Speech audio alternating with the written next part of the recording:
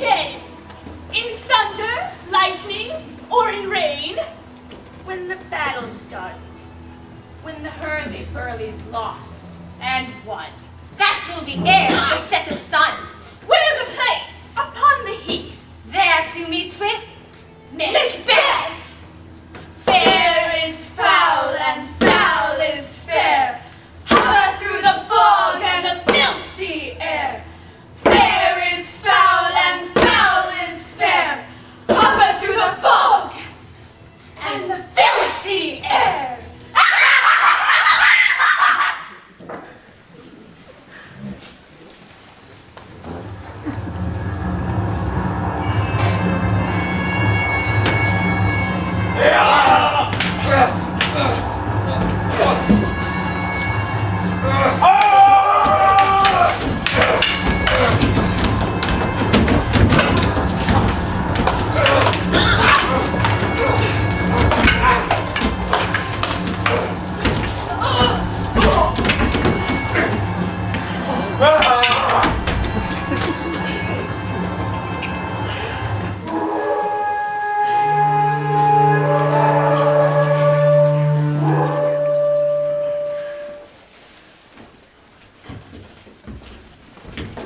What bloody man is that?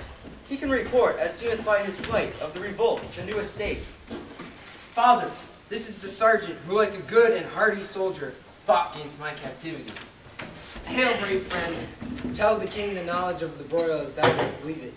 My king, the merciless Macdonald, that treacherous and villainous rebel, from the western isles of Ireland was supplied, but all's too weak, for brave Macbeth, well he deserves that name, with his brandished steel, which smoked with bloody execution, unseamed him from the nave to the chaps, and fixed his head upon our battlements. O valiant cousin, worthy Macbeth! Mark, King of Scotland, mark. No sooner justice had, with valor armed, compelled these Irish kerns to turn their heels, but the Norwegian king, surveying vantage, with furbished arms and new supplies of men, began a fresh assault. Dismayed not this our captains, Macbeth and Banquo? Yes, if I say sooth, I must report they were as cannons overcharged with double cracks, so they doubly redoubled strokes upon the foe. But I am faint. My gashes cry for help. So well thy words become thee as thy wounds. They smack of honor both. Go get him surgeons. Who comes here? The royal Thane of Ross. God save King Duncan. Whence camest thou, worthy Ross? From Fife, great king, where the Norwegian banners flout in the sky and fan our people cold. Where this most disloyal traitor, the Thane of Cawdor, began a dismal conflict, till that Bellona's bridegroom, lapped in proof, confronted him with self-comparisons, point against point, rebellious arm against arm, curbing his lavish spirit. And to conclude, the victory fell on us. Great happiness. No more this traitorous Thane of Cawdor shall deceive our bosom interest. Go pronounce his present death, and with his former title, greet respect. I'll see it done, your majesty. What he hath lost, no Macbeth hath won.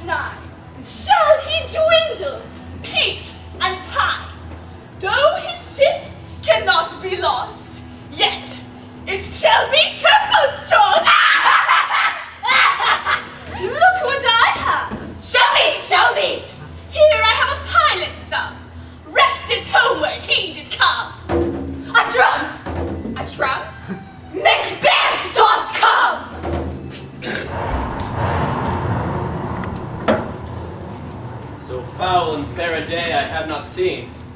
What are these? So wild and so withered in their attire, they look not like inhabitants of the earth, and yet you're on it. Live you? Or are you what man may question? Speak, if you can. What are you? All hail, Macbeth! Hail to thee, Thane of Glamis! All hail, Macbeth. Hail to thee, Thane of Cawdor. All hail, Macbeth! Thou shalt be king hereafter! Why do you start and seem to fear things which do sound so fair? My noble partner, you agree with such a great prediction of royal hope, that he seems rapt withal. To me you speak not. Look into the seeds of time and speak to me, who neither beg nor fear your favors nor your hate. Hail! Hail! Hail! Lesser than Macbeth, and greater. Not so happy, yet much happier. Thou shalt beget kings, though thou be none. So all hail, Macbeth and Banquo. Banquo and Macbeth, all hail! Stay! You imperfect speakers, tell me more. I know I am Thane of Glamis, but how of Cawdor?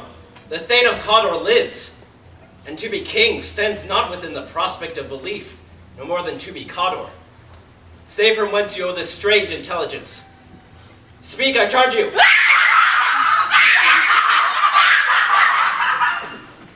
Whither are they vanished? Into the air, and what seemed corporal melted as breath into the wind. Would they had stayed. Were such things here as we do speak about? Or have we eaten of the insane root, which takes the reason prisoner? Your children shall be kings, You shall be king, and Thane of Cawdor too, went it not so. to the self-same tune and words. Who's there? The king hath happily received, Macbeth, the news of thy success. As thick as hail came post with post, and everyone did bear thy praises in his kingdom's great defense, and poured them down before him. We are sent to give thee from our royal master thanks, only to herald thee into his sight, not to pay thee. And for an earnest of a greater honor, he bade me, from him, call thee Thane of Cawdor. In which edition, hail most worthy Thane, for it is thine. What? Can the devil speak true? The Thane of Cawdor lives. Why do you dress me in borrowed robes? Who was the Thane lives yet, but under heavy judgment bears that life which he deserves to lose. He labored in his country's wreck, but treason's capital, confessed and proved, hath overthrown him. Glamis, and Thane of Cawdor. The greatest is behind. Thanks for your pains. Do not hope your children shall be kings, when those that gave the Thane of Cawdor to me promised no less to them? Oftentimes, to win us to our harm, the instruments of darkness tell us truths, win us with honest trifles, to betray us in deepest consequence. My cousins, a word, I pray you. Two truths are told, as happy prologues to the swelling act of the imperial theme. Supernatural soliciting cannot be ill, cannot be good. If ill, why hath it given me earnest of success, commencing in a truth? I am Thane of Cawdor. If good, why do I yield to that suggestion, whose horrid image doth unfix my hair, and make my seated heart knock at my ribs? Present fears are less than horrible imaginings. My thought, whose murder yet is but fantastical, shakes so my single state of man, function is smothered in surmise, and nothing is what is not. Look how our partner's rapt. If chance will have me king, why chance may crown me without my stir. New honors come upon him like strange garments. Come what come may, time and the hour runs in the roughest day. Worthy Macbeth, we stay upon your leisure. Kind gentlemen, give me your favor. My dull brain was wrought with things forgotten. Come, let us toward the king. Think upon what hath chanced, and at further time, let us speak our free hearts each to other. Very gladly. So then enough. Come, friends.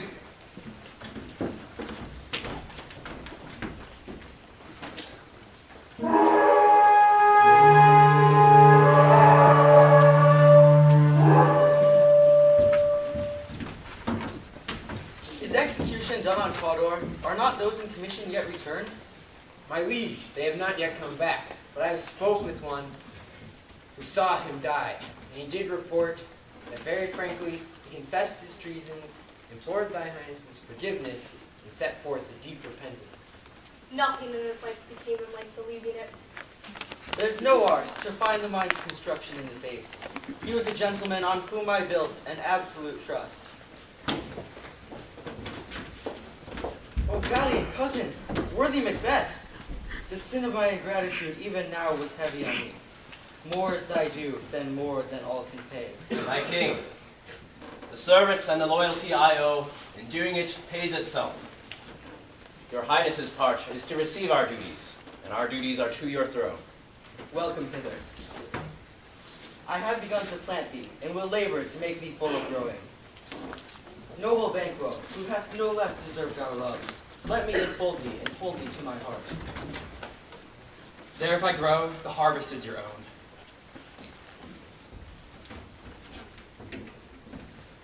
My sons, kinsmen, thanes, know that we shall establish our estate upon our eldest, Malcolm, whom we name hereafter the Prince of Cumberland. Hail, Prince of Cumberland!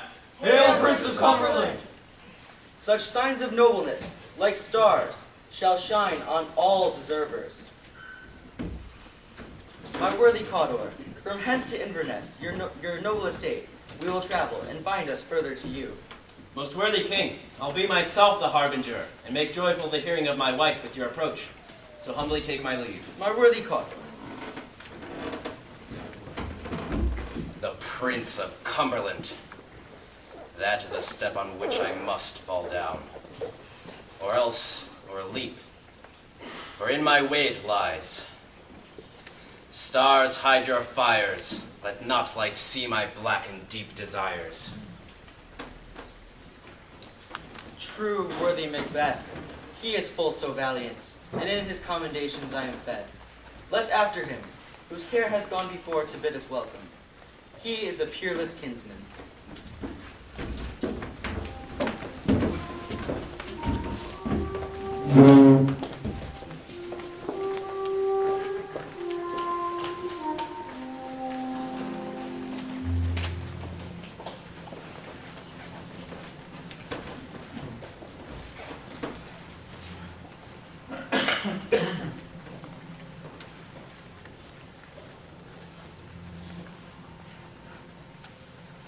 Those witches met me in the day of success, and I have learned by the perfectest report they have more than mortal knowledge. When I burned with desire to question them further, they made themselves air, into which they vanished.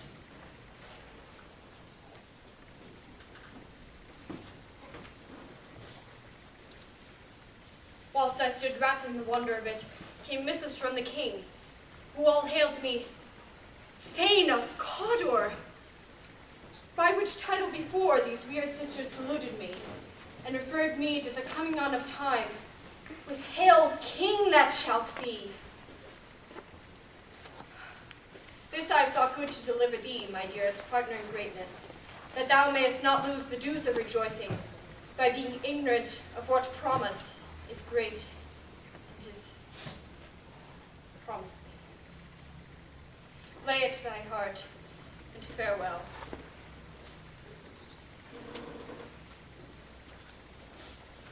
Lons thou art, and Cawdor, and shalt be what thou art promised.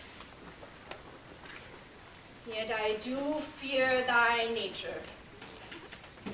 It is too full of the milk of human kindness to catch the nearest way. Thou wouldst be great, thou art not without ambition, but without the illness that should attend it.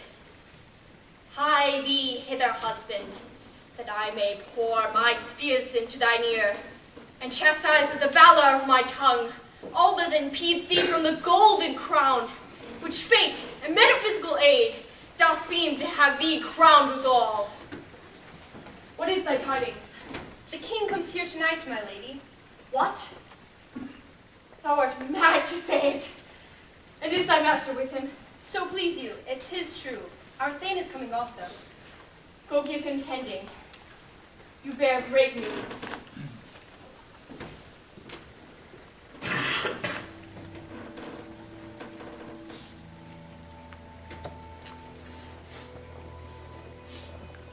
The raven himself is horse that crooks the fatal entrance of Duncan under my battlements.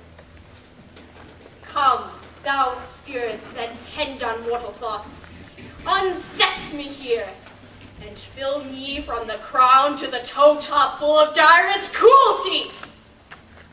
Make thick my blood, stop up the access and passage to remorse, that no compunctious visitings of nature shake my fell purpose, nor keep peace between the effect and it. Come, thick night, and pall thee in the dunnest smoke of hell, that my keen knife see not the wound it makes, nor heaven peep through the blanket of the dark, to cry, hold, hold.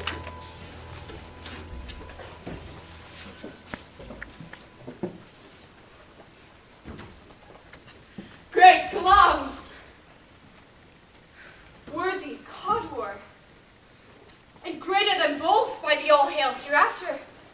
Thy letters have transported me beyond this ignorant present, and I feel now the future in the instant. My dearest love, Duncan comes here tonight. And when goes hence? Tomorrow, as he purposes. Oh, never shall sun that morrow see. Your face, my Thane, is as a book where men may read strange matters. To beguile the time, look like the time. Bear welcome in your eye, your hand, your tongue. Be like the innocent flower, but be the serpent underneath it. He that's coming must be provided for. And you shall put this night's great business into my dispatch, which shall to all our days and nights to come give solely sovereign sway and masterdom. We will speak further. Only look up clear, to alter favor is ever to fear. Leave all the rest to me.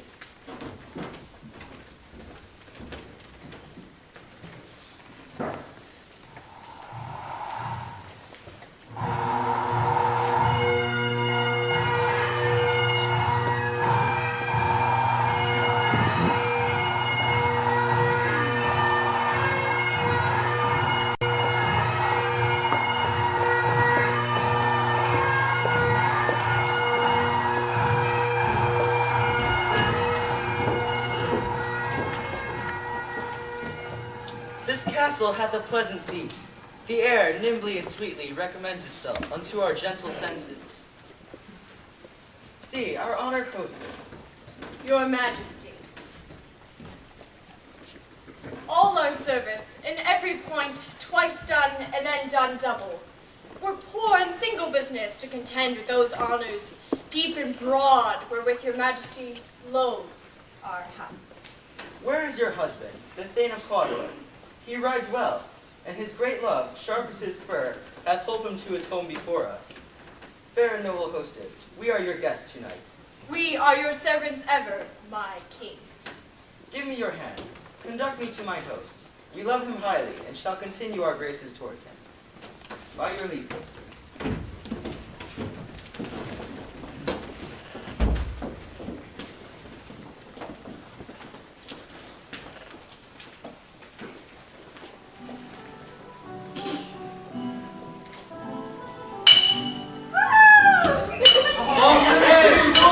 All hail King Duncan!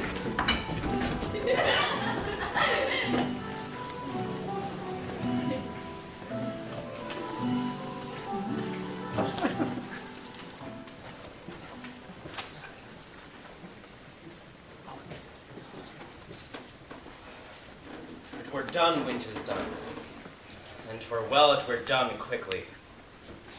The assassination could tremble up the consequence, and catch with his Circe's success, that this one blow might be the be-all and the end-all. But in these cases, we still have judgment here, and we but teach bloody instructions, which being taught, return to plague the inventor. He's here in double trust. First, as I am his kinsman and his subject, strong both against the deed. Then as his host, who should against his murderer shut the door, not bear the knife myself. Besides, this Duncan hath borne his faculties so meek, hath been so clear in his great office, that his virtue should plead like angels, trumpet-tongued against the deep damnation of his taking off. I have no spur to prick the sides of my intent, but only vaulting ambition, which o'erleaps itself and falls on the other. How now? What news? Duncan hath almost supped. Why have you left the chamber? Hath he asked for me? Know you not he has? We will go no further in this business. Duncan hath honored me of late, and I have bought golden opinions from all sorts of people, which would be worn now in their newest gloss, not cast aside so soon.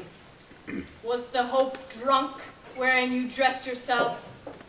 Hath it slept since? Art thou feared to be the same in thine own act and valor, as thou art in desire? Wouldst thou have that which thou esteemest the ornament of life, and live a coward in thine own esteem, letting I dare not wait upon I would? Prithee, peace! I dare do all that may become a man. Who dares do more is none. When you durst to do it, then you were a man. To be more than what you were, you would be so much more the man. I have given suck and know how tender it is to love the babe that milks me. I would, while it were smiling in my face, have plucked my breast from his boneless gums and dashed the brains out, had I so sworn as you have done to this. If we should fail, We fail, but screw your courage to sticking place, and will not fail. When Duncan is asleep, whereto the rather shall his day's hard journey soundly invite him. His true chamberlains will I with wine and wassail so convince that memory shall be a few. And when in swinish sleep their drunk natures lie as in death, what cannot you and I perform upon the unguarded Duncan? What not put upon his spongy officers, who must bear the guilt of our great quell? bring forth men, children only, for thy undaunted mettle should compose nothing but males. Will it not be received when we have marked with blood those sleepy two of his own chamber, and used their very daggers, that they have done it? Who dares receive it other, as we shall make our greasing clamors roar upon his death? Then I am settled, and bend up each corporal agent to this terrible feat. Away, and mock the time with fairest show. False face must hide what the false heart doth know.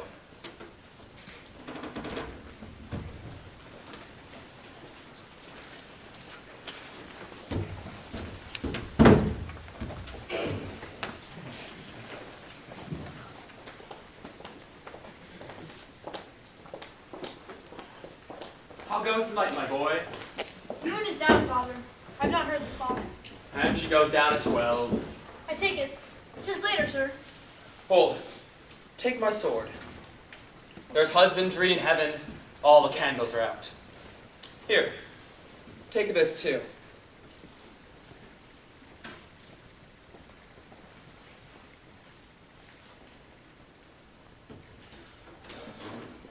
A heavy summons lies like lead upon me, and yet I would not sleep. Merciful powers, restrain in me the cursed thoughts that nature gives way to in repose. Give me my sword. Who's there? A friend, Banquo, a friend. What? Not yet at rest? The king's abed. He hath had unusual pleasure, and all is well. Last night I drank with the 3 weird sisters. To you they have showed some truth. I think not of them. Yet, when we can entreat an hour to serve, we would spend it in some words upon that business, if you would grant the time. At your kindest leisure. But repose the while to you and your son. Thank you, sir. But like to you. Come, my son.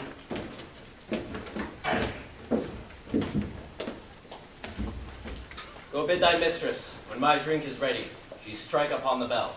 Get thee to bed.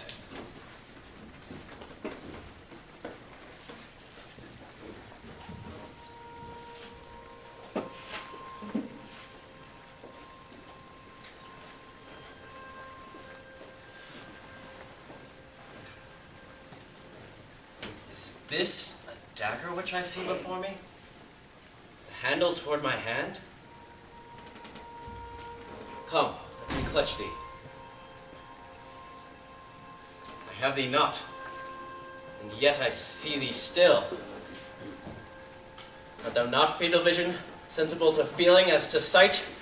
Or art thou but a dagger of the mind, a false creation proceeding from the heat-oppressed brain? I see thee yet, in a form as palpable as to this which now I draw.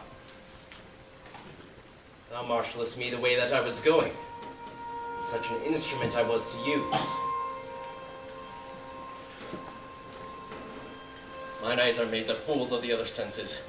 I see thee still, and on thy blade and dudgeon, gouts of blood, which was not so before. There's no such thing. It's the bloody business which informs us to mine eyes. Whiles I threat, he lives. Words to the heat of deeds too cold breath gives. I go. It is done. The bell invites me. Hear it not, Duncan, for it is a knell that summons thee to heaven or to hell.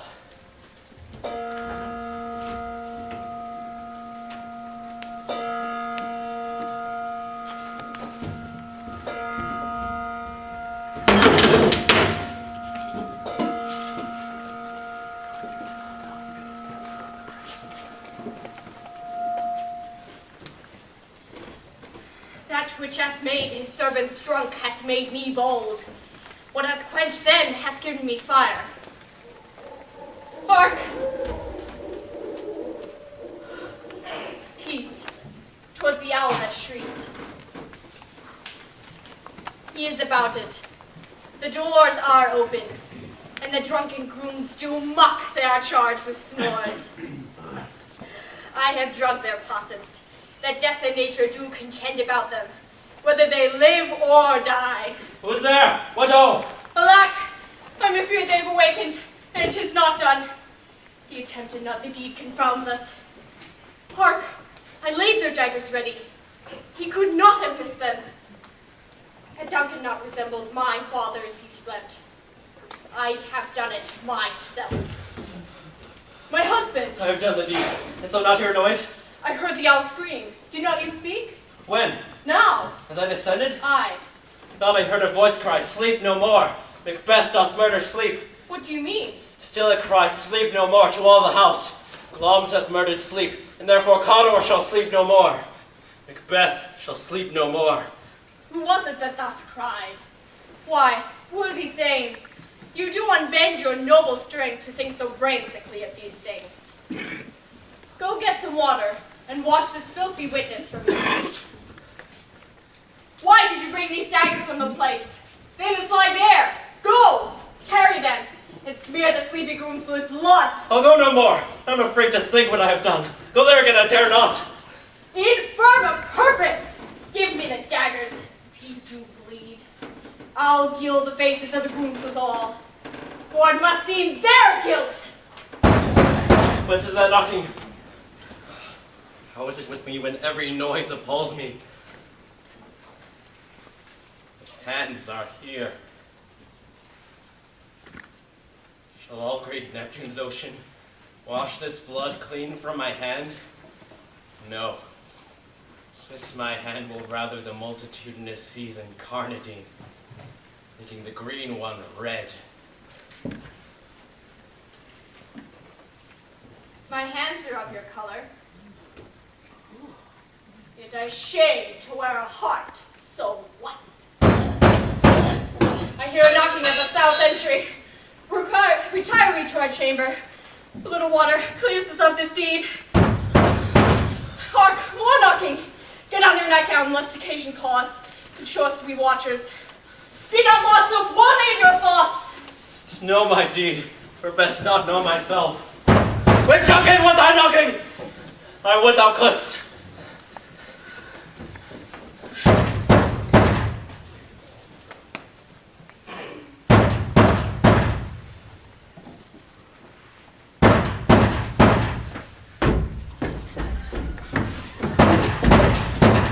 Now there's a knocking indeed. If a man were porter of Hellgate, he should get old turning the key. Knock, knock, knock. Who's there in the name of Beelzebub? Maybe a farmer that hanged himself on the expectations of plenty. He's come just in time. Oh, do you have napkins enough about you? Here, you'll sweat for it. Knock, knock. Who's there indeed? Other devil's name. Faith. Kills an equivocator who committed treason enough for God's sake, yet could not equivocate to heaven. Oh, come in, equivocator.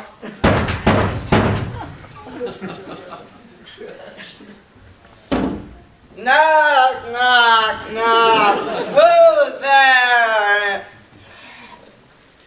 Maybe an English tailor caught stealing out of French news. Oh, come in, tailor. Here you may roast your goose. Knock, knock. Never quiet. What are you? Anon, anon. I pray you remember the porter. Was it so late, friend, ere you went to bed, that you do lie so late? Faith, sir, we were carousing till the second cock. Or was it the third? And drink is a great provoker of three things. What three things does drink especially provoke? Marry, sir. Redness of the nose, sleep, and urine. That it did, sir. That it did. Is thy master stirring? Or knocking us awakened him? Here he comes. Tomorrow, noble sir. Tomorrow both. Is the king stirring, worthy Thane? Not yet. He did command me to call timely on him. I've almost slipped the hour. I'll bring you to him. I'll make so bold to call, for 'tis my limited service. Goes the king hence today? He does. He did appoint so. This night has been unruly where we lay. Our chimneys were blown down, as they say. Lamenting in the air, heard strange screams of death, and prophesying with accents terrible, of dire combustion and confused events, new hatched this woeful time. The obscure bird clamored the livelong night. Some say the earth was feverish and did shake. 'Twas a rough night. My young remembrance cannot parallel a fellow to it. Oh, horror! Horror! Horror! Neither tongue nor heart can perceive nor name thee. What's the matter? Most sacrilegious murder hath broke off the Lord's anointed temple, and stolen thence the life of the building. What is it you say? The life? Mean you his majesty? Go to the chamber, and destroy your sight with a new Gordon. Do not bid me speak. See, and then speak yourselves.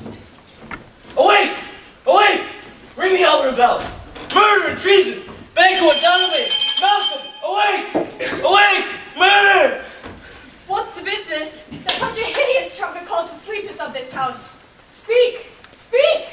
Oh, gentle lady, it's not for you to hear what I can say.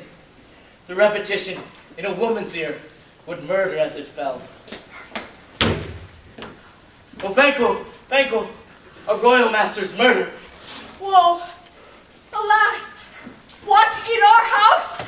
Dear Macduff, I prithee, contradict thyself. Say it is not so. Had I but died an hour before this chance, I lived a blessed time. What is amiss? Your royal father is murdered.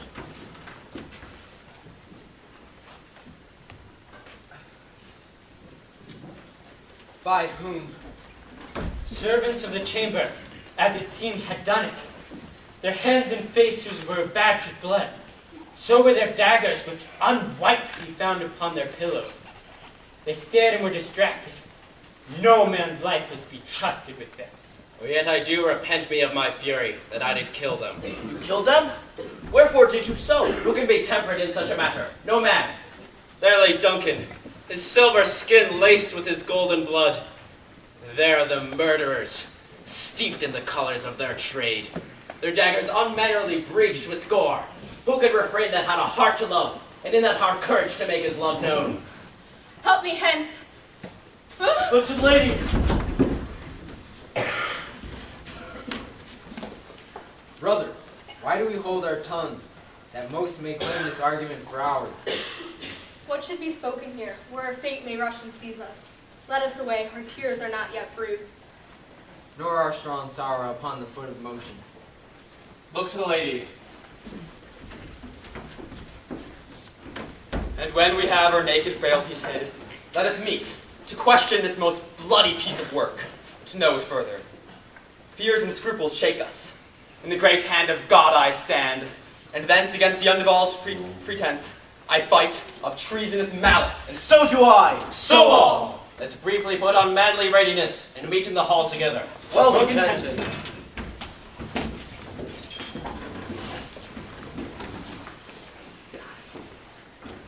Brother, let's not consort with them. To show an unfelt sorrow is an office that the false man does need. All the way to England. To Ireland our separated fortune shall keep us both the safer. Where we are, there's daggers and men's smiles, the nearer blood, the nearer bloody. This murderous shaft that shot hath not yet lighted, and the safest way is to avoid its aim. Therefore, let us not be dainty of leave-taking, but shift away.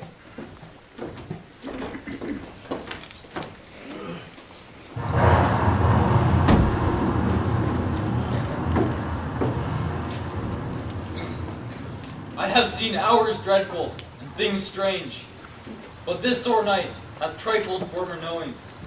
Ah, good Angus, thou seest the heavens, as troubled with man's act, threaten his bloody stage. By the clock 'tis day, and yet dark night strangles the traveling lamp. 'Tis unnatural, even like the deed that's done. It is to the amazement of mine eyes that look upon it. Here comes the good Macduff. How goes the world, sir, now? Why, see you not? Is it known who did this more than bloody deed? Those two chamberlains Macbeth hath slain. Alas the day, what good could they pretend? It seems they are paid to betray their master. Malcolm and Donalbain, the king's two sons, are stolen away and fled, which puts upon them suspicion of the deed. Then 'tis most like the sovereignty will fall upon Macbeth. He is already named, and gone to Scone to be invested. Where is Duncan's body? Carried to Columkill, sacred storehouse of his predecessors, and guardian of their bones. Will you to Scone for Macbeth's coronation? No, cousin, I'll to Fife, there to make friends of foes. And I will thither. Well, may you see things well done there, adieu, lest our old robes had easier than our new. Farewell. God's benison go with thee, and with those who would make good or bad, friends of foes.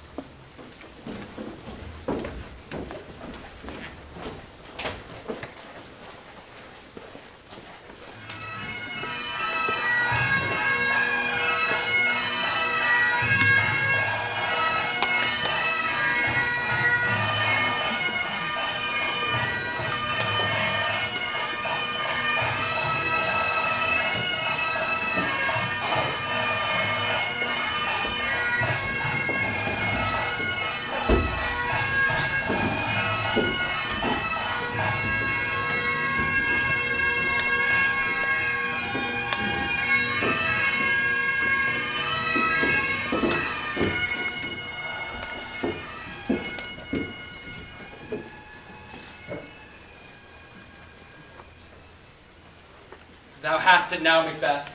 King, Cawdor, Glamis, all, just as the weird women promised, though I fear thou played most foully for it. And yet, it was said it should not stand in thy posterity, but that I should be the root and father of many kings. If there came truth from them, as upon thee, Macbeth, why should they not be my oracles as well, and set me up in hope? But hush, no more. Ah, noble Banquo, here is our chief guest. Tonight we hold a solemn supper, sir, and I'll request your presence. Let your highness command upon me. Ride you this afternoon? Aye, my good lord. Is it far you ride? As far, my lord, as will fill the time twixt this and supper. Fail not our feast tonight. I depend upon your honored presence. My lord, I will not.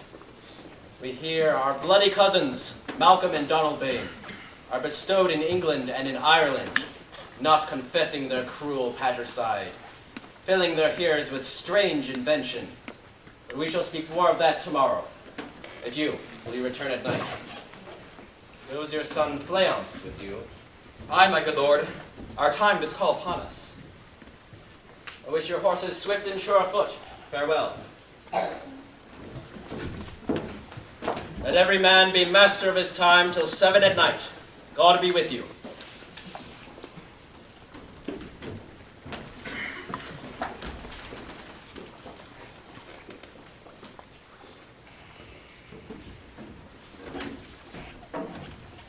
Sirrah, a word with you.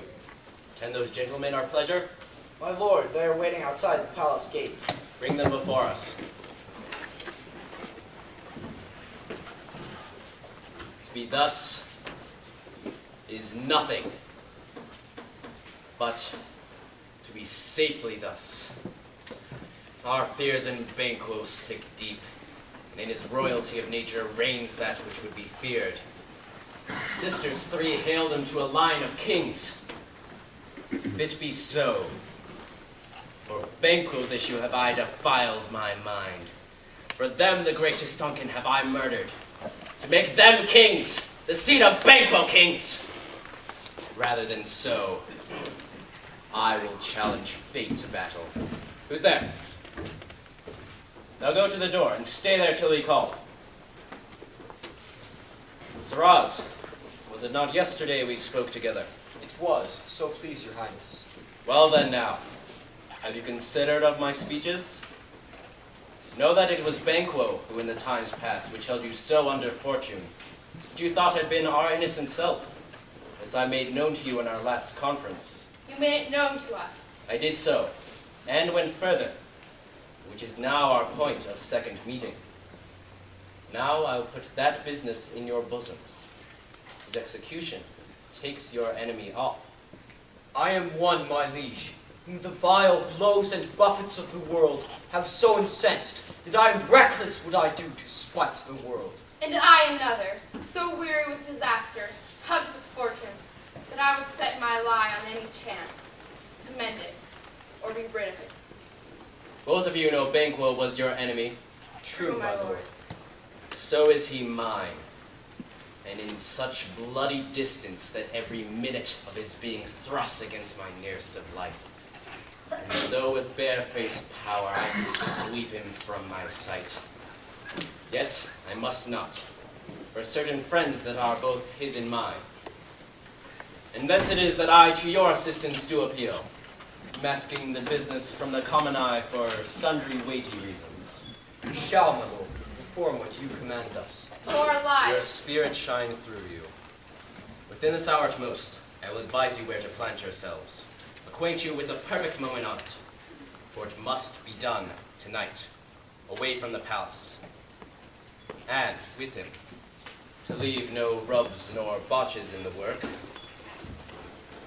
Fleance his son, whose absence is no less material to me than is his father's, must embrace the fate of that dark hour. Resolve yourselves apart. I'll come to you anon. We are resolved, my lord. I'll call upon you straight. Abide within.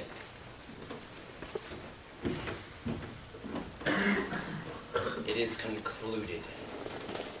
Banquo, thy soul's flight it find heaven, must find it out tonight.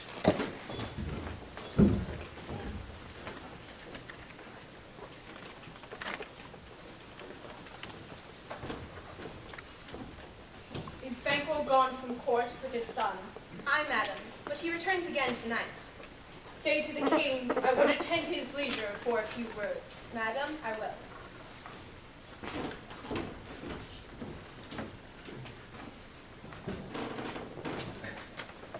Naught had, all is spent. Where our desires got without content, 'tis safer to be that which we destroy, than by destruction dwell in doubtful joy. How now, my lord? Why do you keep alone? Things without all remedy should be without regard. What's done is done. We have scotched the snake, not killed it, and we remain in danger of our former tooth. It is better to be with the dead, and we to gain our peace have sent a peace, and on the torture of the mind to lie in restless ecstasy. Duncan is in his grave. After life's fitful fever, he sleeps well. Treason has done his worst. Nothing can touch him further. Come on. Gentle, my lord. Think over your rugged looks. Be bright and jovial among your guests tonight. So shall I look, and so I pray be you. Let your remembrance apply to Banquo. We must present him eminence, both with eye and tongue, and make our faces vizards to our hearts, disguising what they are. You must leave this! Full of scorpions is my mind, your wife. Thou knowest that Banquo and his flayouts lives. But they cannot live forever. There is comfort yet. They are assailable. Then be thou joking, for ere the bat hath flown his cloistered flight, there shall be done a deed of dreadful note. What's to be done? Be innocent of the knowledge, dearest Chuck, till thou applaud the deed. Thou marvelest at my words, but hold thee still. Things bad begun make strong themselves by ill. So prithee, go with me.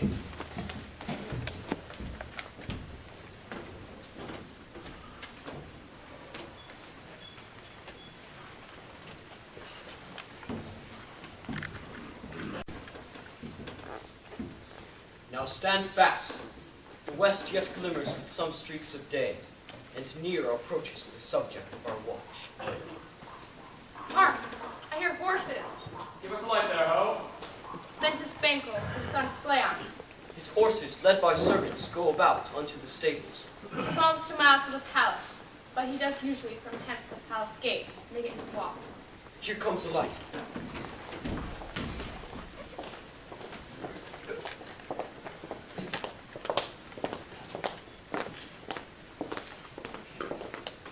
Up here, my son. There will be rain tonight, my son. Then let the rain come down.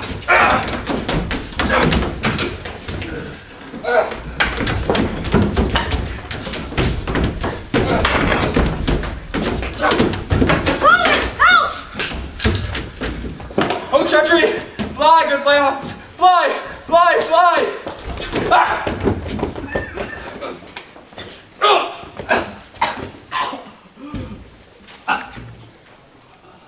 Who didst strike out the light? Is not that the best way? There's but one down. The sun is fled. Best half of our affairs lost.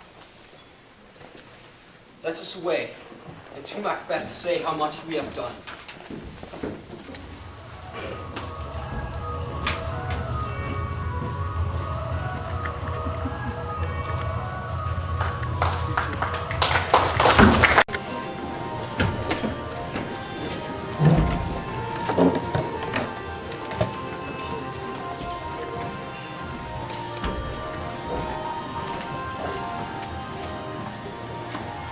My noble lords, you know your own degrees. Sit down. At first and last, the hearty welcome. Thanks to your majesty.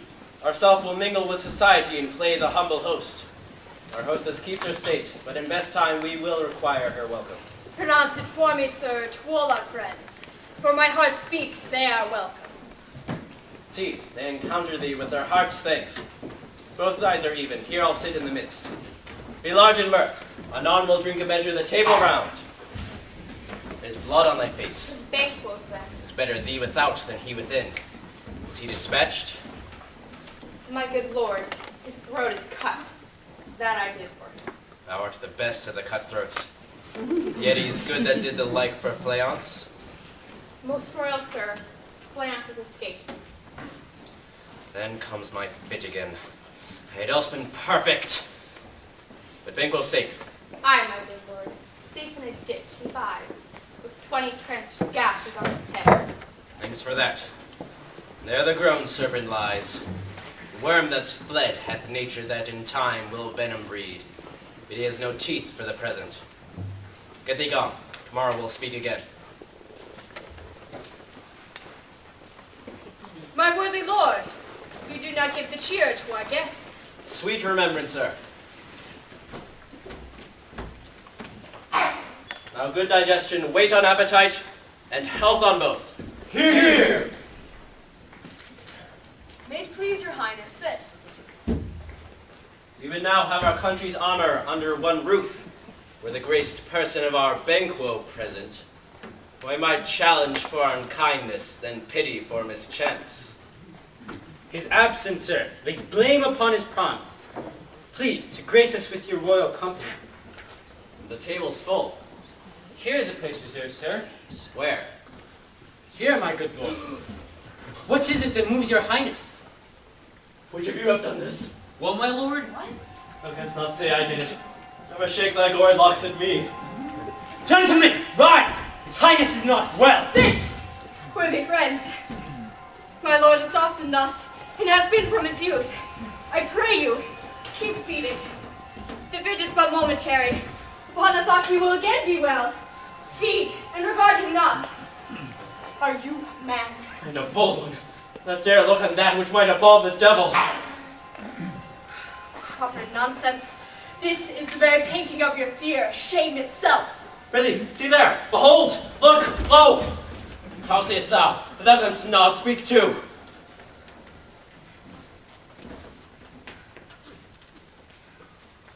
My worthy lord, your royal lords do lack you. I do forget. Do not muse at me, my most worthy friends.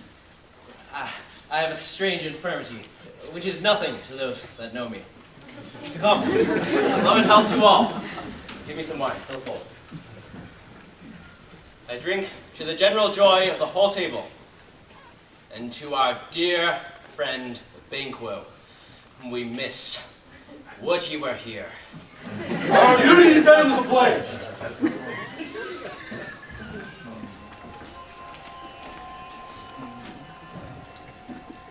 Go, and quit my sight! Let the earth hide thee! There's no speculation in those eyes which thou dost glare with! Think of this, good peers, is but a thing of habit. 'Tis no other. Only it spoils the pleasure of our time. And horrible shadow, unreal mockery hence!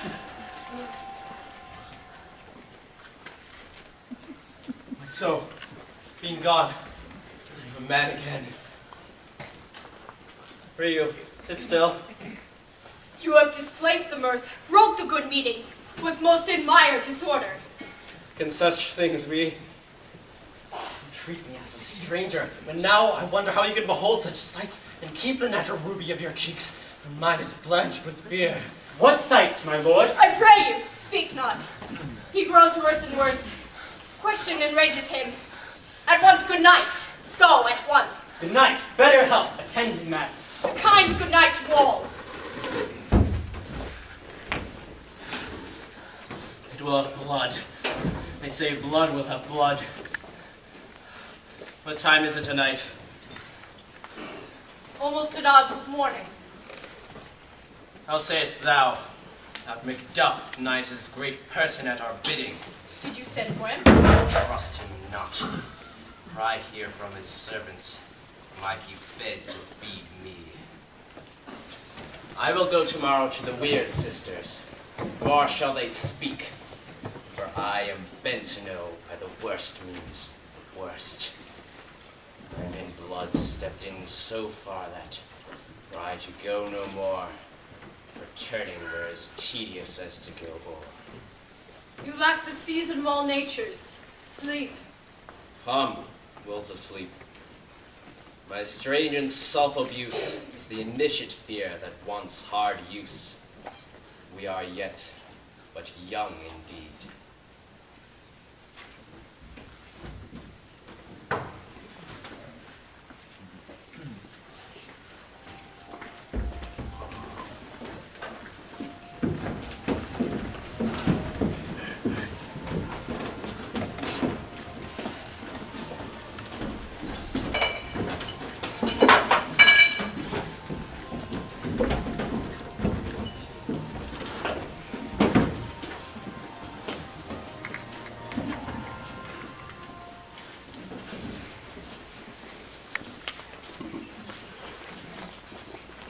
My former speeches have but hit your thoughts, which we can interpret further when I say, things have been strangely born. First, the gracious Duncan, and now the right valiant Banquo walk too late? But peace, for from bold words and because he failed his presence at the tyrant's feast, I hear Macduff lives in disgrace. Please, sir, to tell me where he bestows himself? Malcolm, the son of Duncan, from whom the tyrant Macbeth holds the due of birth, lives in the English court, and is received of the most pious King Edward with great grace and courtesy. Thither Macduff is gone, to pray the Holy King upon his aid, to wake Northumberland in warlike Seward, that by the help of these, with God above to ratify the work, we may again bring to our tables meat, sleep to our nights, free from our feasts and banquets, bloody knives, do faithful homage and receive free honors, all which we pine for now. And this report hath so exasperated King Macbeth that he prepares for some attempt of war. Sent he to Macduff? He did, with an absolute, "Sir, not I." Cloudy messenger was turned back. That might well advise him to caution, to hold what distance his wisdom can provide, that some holy angel fly to the courts of England and unfold his message ere he come, that a swift blessing may soon return to this, our suffering country, under a hand of curse. I'll send my prayer to him.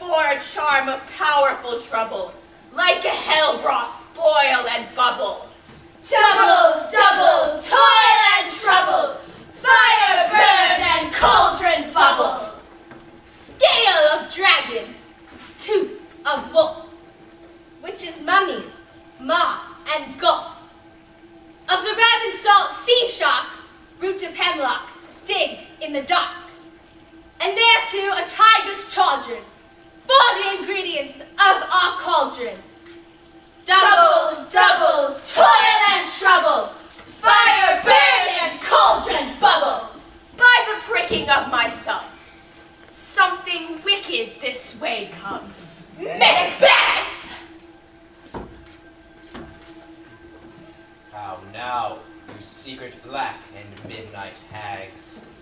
What is it you do? A deed without a name! I conjure you by that which you profess.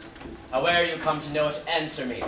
Answer me to what I ask you. Speak! Demand! We'll answer! Say, would thou rather hear it from our mouths or from our masters? Call him. Let me see him. Come high or low, thyself and office deftly show. Tell me, thou unknown He power. knows thy thought. Hear his speech, but say thou not. Macbeth! Macbeth! Macbeth! Beware Macduff! Beware the Thane of Fife! Dismiss me. Enough. Whate'er thou art, for thy good caution thanks. Thou hast taught my fear aright, but one word more. He will not be commanded. Here's another, more potent than the first. Macbeth! Macbeth! Macbeth! And I 3 years I'd hear thee. Be bloody bold and resolute. Laugh to scorn the power of man, for none woman born shall harm Macbeth. And live, Macduff. What need I fear of thee? And yet I'll make assurance double sure, and take a bond of fate. Thou shalt not live, Macduff. And I may tell pale-hearted fear it lies, and sleep in spite of thunder.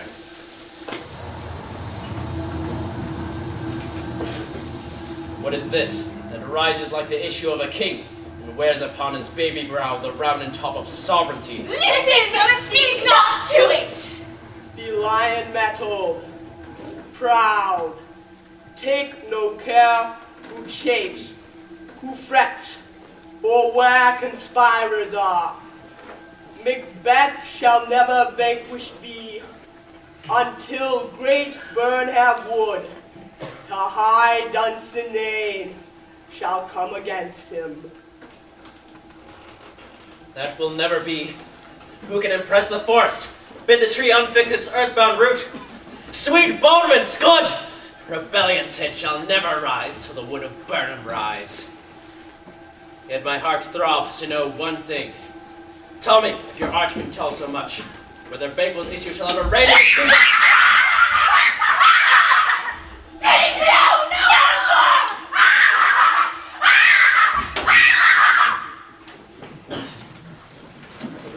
Where are they? Gone? Let this pernicious hour stand I accursed in the calendar! Come in without there! What is your grace's will? Saw the weird sisters! No, my good lord. Can they not buy you? No, my good lord. Infected be the air whereon they ride, and damned all those that trust in them! I did hear the galloping, of course. Who was it that came by? 'Tis 3 or 4, my lord. Come to tell you, Macduff has fled to England. Fled to England? Aye, my good lord. Time. Thou anticipatest my dread exploits. Castle of Macduff I will surprise. Seize upon Fife. Give to the edge of the sword his wife, his babes, and all unfortunate souls that trace him in his line. No boasting like a fool. This deed I'll do before the purpose cool. And no more sights. Where are these gentlemen? Come, show me where they are.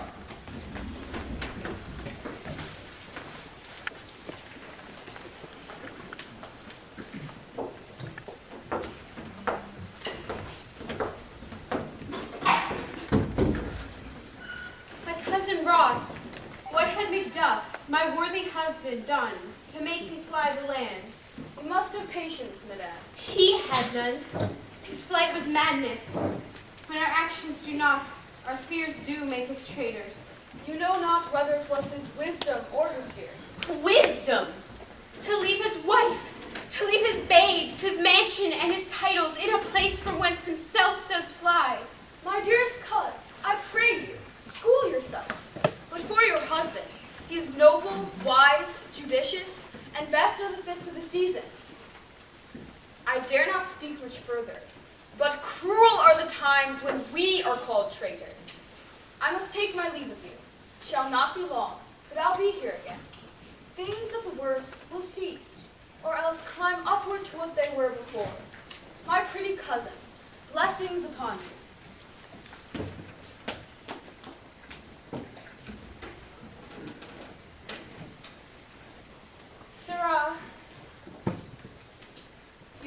father's dead. And what will you do now? How will you live? As birds do, Mother. What, with worms and flies? No. With what I get, I mean. And so do they. Poor bird. Thou shouldst never fear the net nor line, the pitfall nor the gin. Was my father a traitor?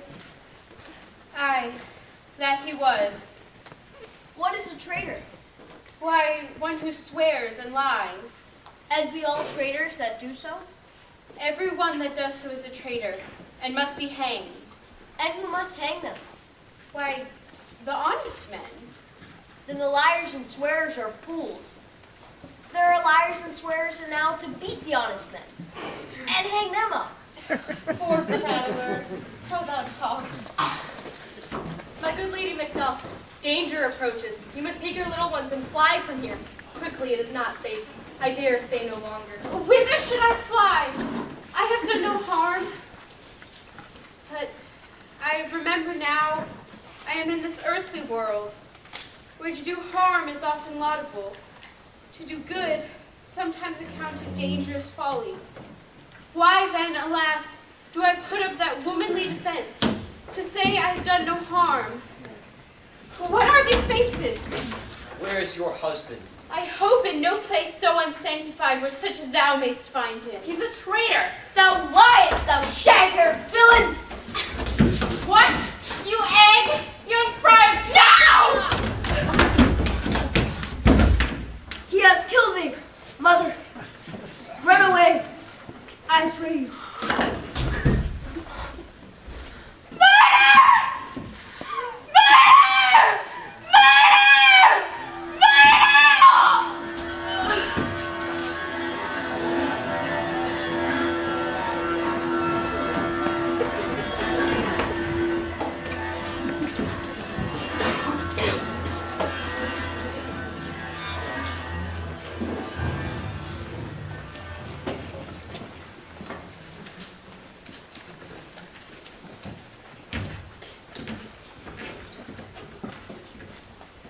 My noble Macduff, let us seek out some desolate shade, and there weep our sad bosoms empty.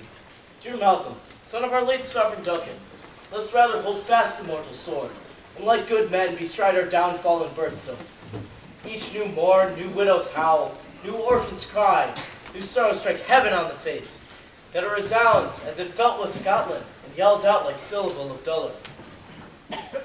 O nation miserable, with an untitled tyrant bloody sceptered, when shalt thou see thy wholesome days again?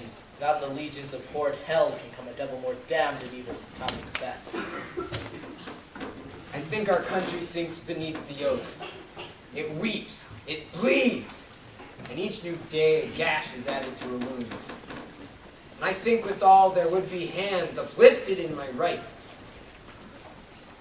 But now, in gracious England, have I offer of 10,000 men, and good Seward with 10,000 warlike men already setting out. And now we'll together, and our chance of goodness be like our warranted quarrel. What man is this? My countryman, yet I know him not. As your gentle cousin Ross, welcome hither. I know him now. Good God, times remove the means that make him great. Sir, amen. Stand Scotland as it did? Alas, poor country, almost afraid to know itself. It cannot be called our mother, but our grave, where nothing, but who knows nothing, is once seen to smile, where sighs and groans and shrieks are made, not marked. Be it Scotland's comfort, we are coming thither. For gracious England hath lent us good Seward and 10,000 men, an older and a better soldier none that Christendom gives out. Would I could answer this comfort of the like, that I have words that will be howled out in the desert, where hearing should not latch them. What's the newest grief? Macduff, the main part pertains to you alone. If it be mine, keep it not from me. Quickly, let me have it.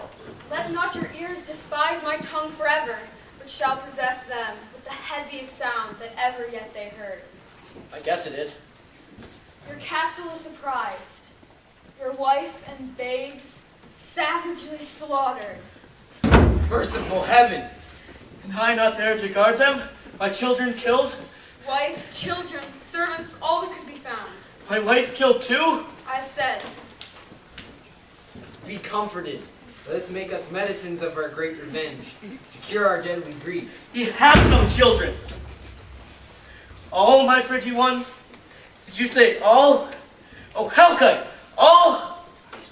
What? Oh, my pretty chickens and their dame at one fell swoop.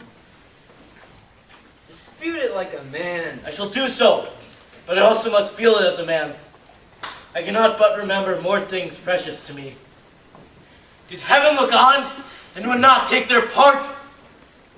Sinful Macduff, they were all slain for thee, not for their own demerits, but for mine alone fell slaughter on their souls.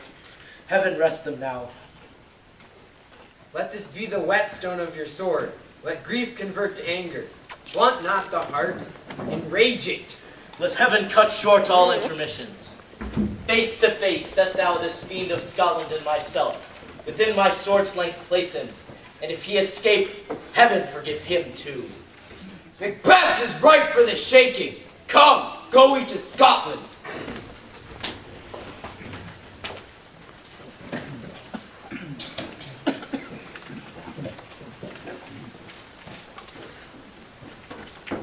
I have 2 nights walked with you, but have received no truth in your report. When was it she last walked? Since His Majesty went into the field, I've seen her rise from her bed, throw her nightgown upon her, unlock her closet, take forth paper, fold it, write upon it, read it, afterward seal it, and again return to bed. Yet all this while in a most fast sleep. Lo you, here she comes. This is her very guise, and upon my life, fast asleep. Observe her, stand close. You see, her eyes are open. Aye, but their senses shut.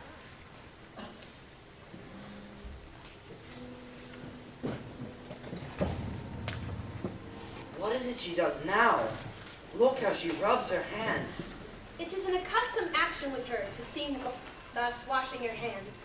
I have known her to continue this a quarter of an hour. Yet here's a spot. Hark, she speaks. I shall set down the conqueror to satisfy my remembrance the more strongly. Out! Damn spot! Out, I say! 1, 2. Why then, 'tis time to do it. Hell is murky. Fie, my lord, fie! A soldier and afeard. What need we fear, who knows it, when none can call our power to account? Yet who would have thought the old man have had so much blood in him? Do you mark that?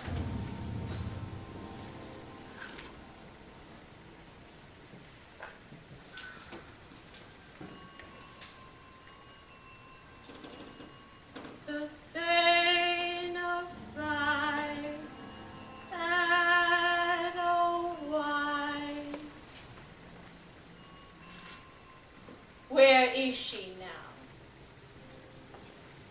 What? Will these hands never be clean? No more of that, my lord! No more of that. You mar all with this jarring. Go to, go to. You have known what you should not. She has spoke what she should not. I'm sure of that. Heaven knows what she has known. Here's the smell of blood still. All the perfumes of Arabia will not sweeten this little hand. Oh. Oh!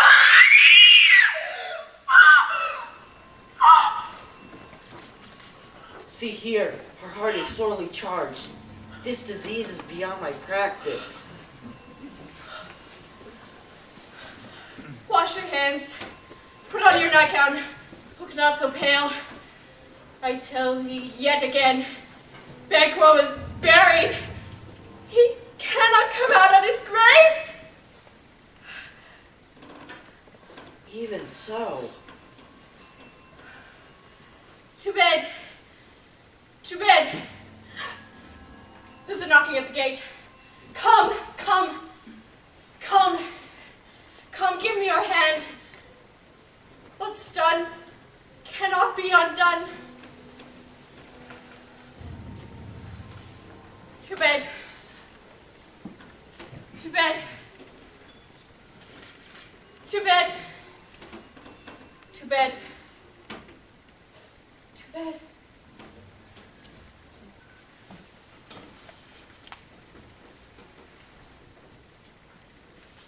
Will she go to bed now? Directly. Foul whisperings are abroad. More needs ye the divine than the physician. God, God, forgive us all. Look after her. Remove from her the means of all annoyance, and still keep eyes upon her.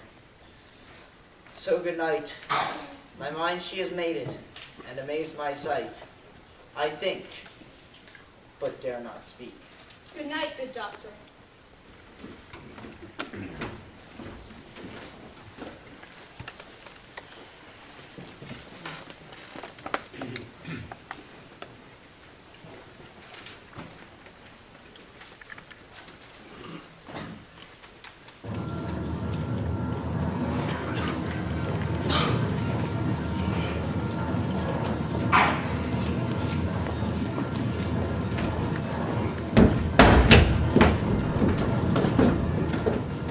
The English power is near, led on by Malcolm, his uncle Seward, and the good Macduff. Revenge is burning them. Near Burnham Wood shall we meet them. That way are they coming. What does the tyrant Macbeth? His palace, great Dunsinane, he strongly fortifies. Some say he is mad, others do call it valiant fury. But for certain, he cannot buckle his distempered cause within the belt of rule. Now does he feel his secret murders sticking on his hands. Those whom he commands move only in command, nothing in love. Then who is to blame? His pestered senses to recoil and start, when all that is within himself does condemn itself for being there. Well, march we on, to give obedience where 'tis truly owed. March we our way to Burnham Wood. To the Burnham Woods!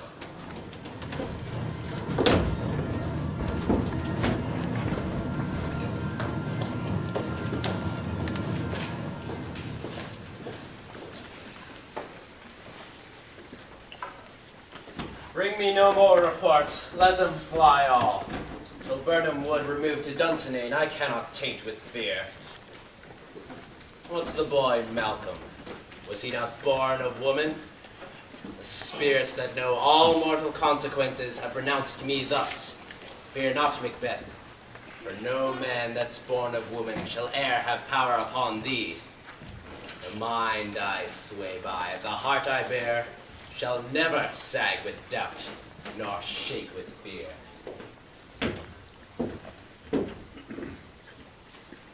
The devil damn thee black, thou cream-faced loon. Where gost thou that goose look? Goose villain? Soldiers, sir. Go prick thy face and over rid thy fear, thou lily-livered boy. What soldiers, Wayface? The English force, so please you. Take thy face hence. Seaton, come back. I'm sick at heart when I behold. Seaton, I say! Seaton! Was your gracious pleasure. What news more? All is true, sir, as was reported. I'll fight till from my bones my flesh be hacked. Give me my sword. 'Tis not needed yet. Send on more horses. Skir the country round. Hang those that talk of fear. Give me my sword.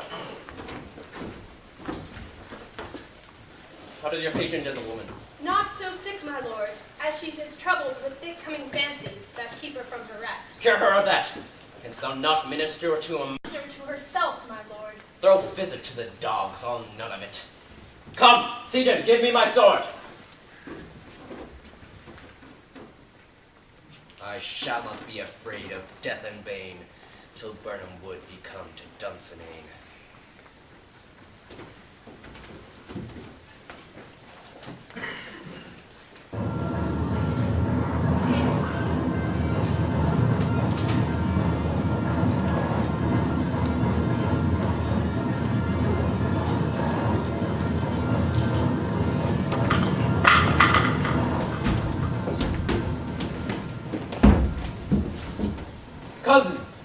days are near at hand that our chambers will be safe.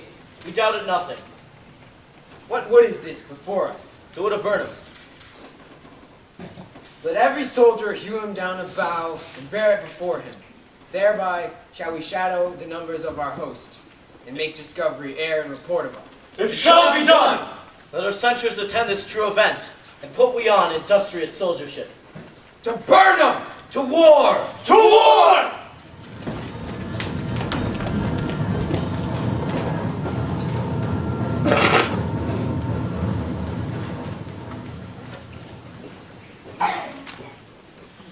Hang out our banners on the outward walls. The cries still they come.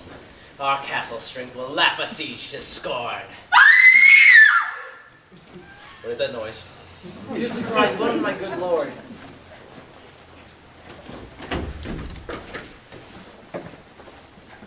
I have almost forgot the taste of fears. Times have been, my senses would have cooled to hear a night shriek. But I have some full with horrors.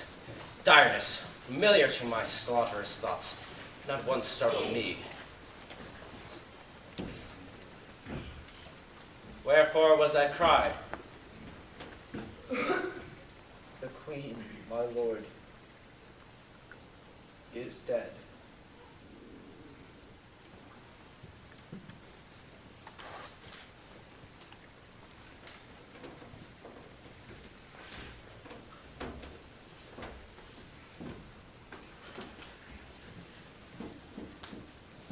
Should have died hereafter. There would have been time for such a word. Tomorrow. And tomorrow. And tomorrow creeps at its petty pace. From day to day to the last syllable of recorded time. And all our yesterdays have lighted fools the way to dusty death. Out! Out, brief candle! Life's but a walking shadow, a poor play that struts and frets its hour upon the stage, and then is heard no more. It is a tale told by an idiot, full of sound and fury, signifying nothing.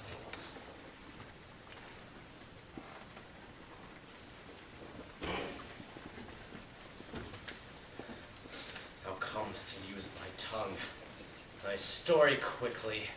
Gracious my lord, I should report that which I say I saw, but know not how to do it.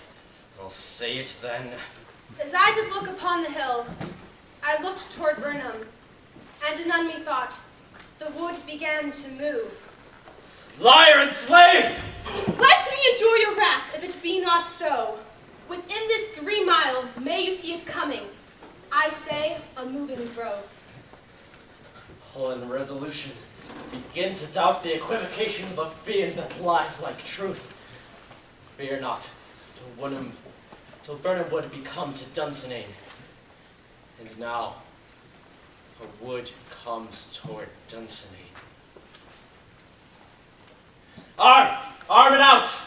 If this which she avouches does appear, there is nor flying hence nor tarrying here.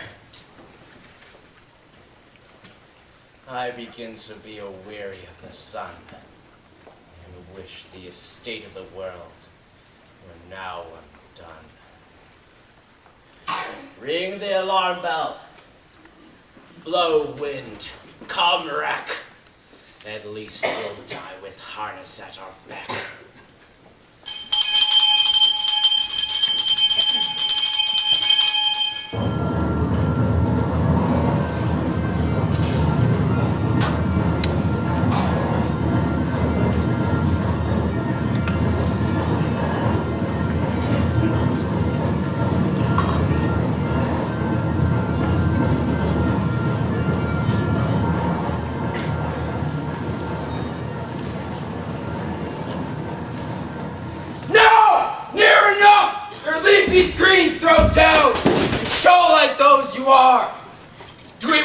find the tyrant's power tonight.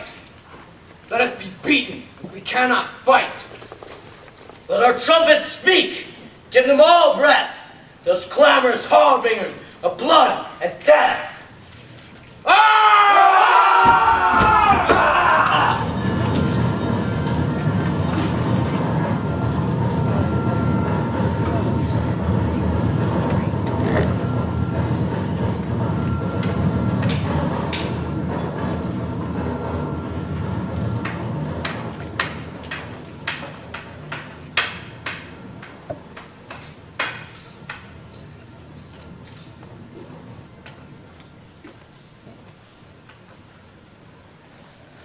Tied me to a stake. I cannot fly, but bear like I must fight the course. But he that was not born of woman, such a man am I to fear, or none. What is thy name? My name is Macbeth. The devil himself could not pronounce a title more hateful to my ear. No, nor more fearful. Thou liest, O poor tyrant! And with my sword, I'll prove the lie thou speakst.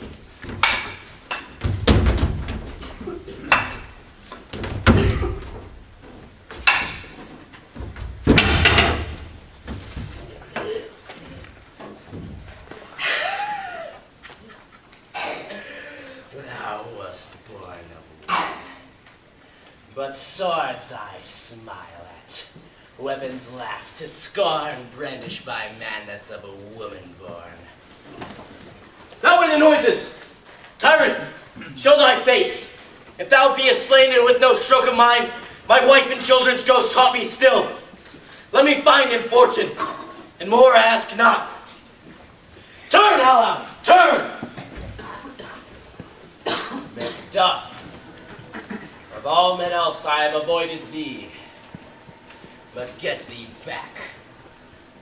My soul is too much charged with blood of thine already. I have no words. My voice is my sword!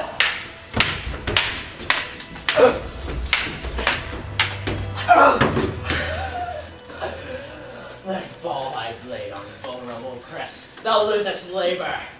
I bear a charmed life, which must not yield to one of woman born. To spare thy charm, thou tyrant, Macduff was from his mother's womb untimely ripped. Cursed be the tongue that tells me so, for to count my better part of man. I'll not fight with thee. Coward, then yield. I will not yield. To kiss the ground before young Malcolm's feet, to be baited with the rabble's curse. Though Burnham would be come to Dunsinane, and thou opposed, being of no woman born, yet I will try the last. Before my body I throw my warlike sword.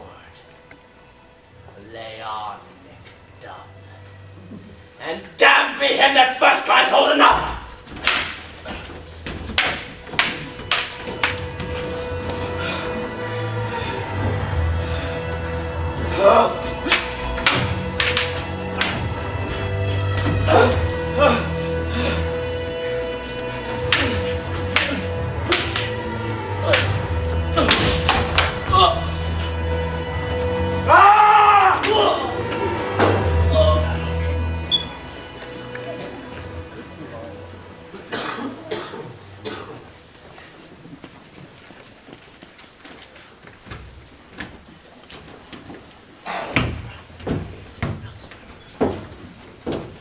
I would the friends we missed were safe arrived.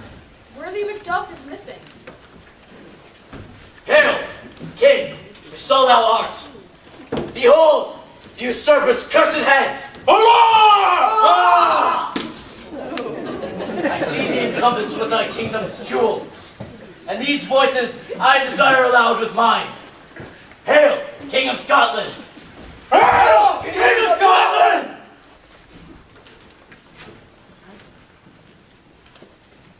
My thanes and kinsmen, henceforth be earls, the first that Scotland in such an honor named. What's more to do that would be planted newly with the time as calling back our exiled friends abroad. This and what needful else that calls upon us, by the grace of grace, we shall perform in measured time and place. So thanks to all, and to each one, whom we invite to see us crowned at Scone.